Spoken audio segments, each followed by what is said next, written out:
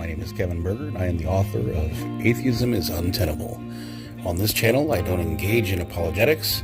Instead, I apply the principles of polemics and skepticism to atheism and the claims made by atheists. This is Justified Nonetheless. Please like, share, subscribe, and turn on those notifications. Before we begin, let me reiterate that I am an irreligious agnostic theist. I do not assert that any deity does exist, nor do I defend or advocate for any religion. As such, I do not engage in apologetics here because I have no need to do so. With this in mind, should you feel compelled to pretend otherwise, I will break out my trusty banhammer. Please exercise intellectual honesty.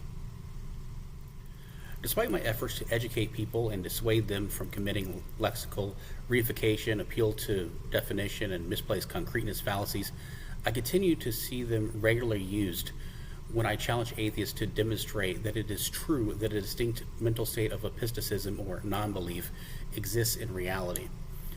I also continue to see the courtroom and gumball analogies regularly invoked, and I'll be providing deep dives on each of those to enumerate the many problems with each of those analogies. For now, however, I will be addressing the logical fallacies I just mentioned and hopefully explain once and for all why they fail to support the assertion that they are intended to support. When a patent is granted for a software program, the patent holder has exclusive rights to make, use, and sell the invention, which in this case is the software program. This means that others are not allowed to make, use, or sell the software without the patent holder's permission, usually in the form of a license or royalty agreement.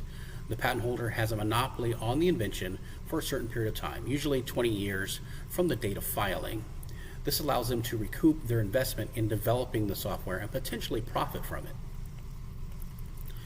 While the original patent holder has exclusive rights to their specific software program, others can still develop and apply for patents for similar software programs that improve upon, modify, or offer alternative solutions.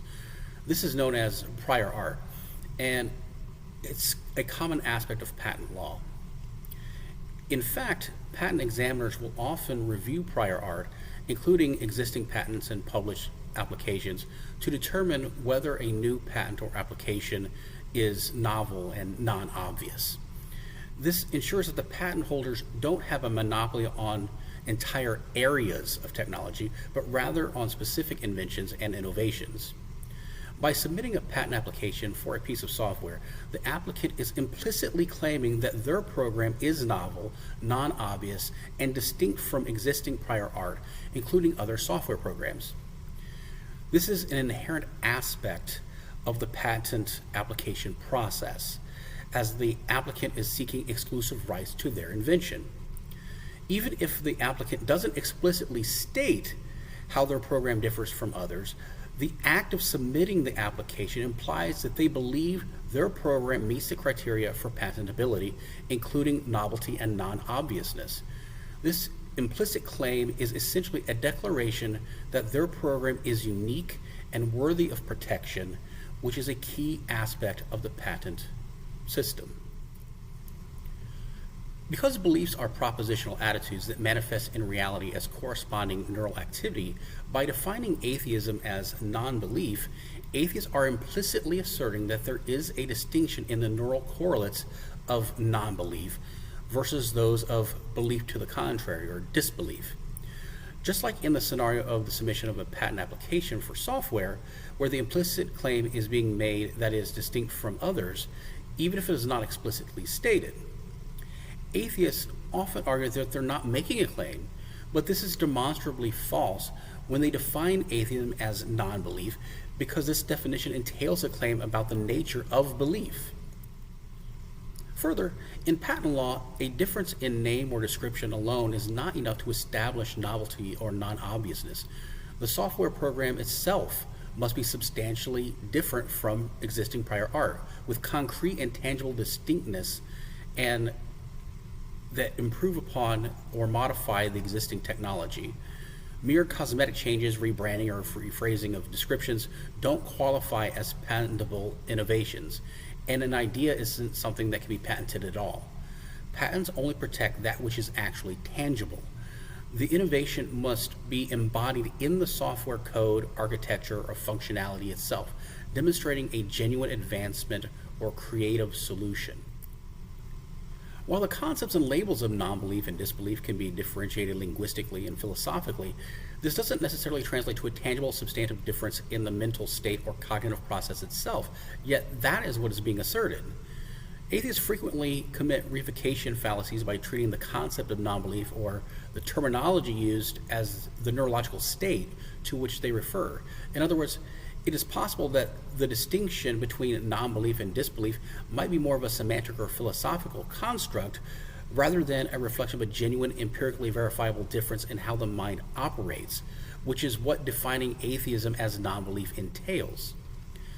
Just like the petitioner of a patent for another software program must demonstrate a difference in the program itself, not just a mere cosmetic change or rebranding or rephrasing of the description, those who argue for non-belief must demonstrate a distinction in the mental state itself, not just a mere conceptual or linguistic difference.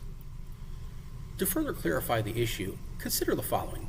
Petitioner 1 has a concept for a program wherein a subject finds a proposition P more likely to be true than untrue. This program is branded as belief, defined as BP, and described as subject believes P. The neural correlates that constitute this mental state are the program itself. Petitioner 2 has a concept for a program wherein a subject finds a proposition P more likely to be untrue than true, and by extension, the negation to be more true than untrue.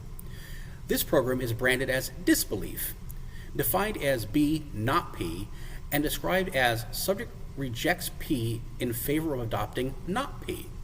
The neural correlates that constitute that mental state are the program itself. Petitioner 3 has a concept for a program wherein a subject finds neither the proposition P nor not P any more likely than the alternative. This program is branded as non-belief, defined as not believing P and not believing not P, and described as subject dismisses both P and not P. As the patent examiner, the only thing that matters is the program itself, the neural correlates of the non-belief program. If the program cannot be distinguished from the other programs, it's not a different program at all, despite its different concept, branding, definition, and description.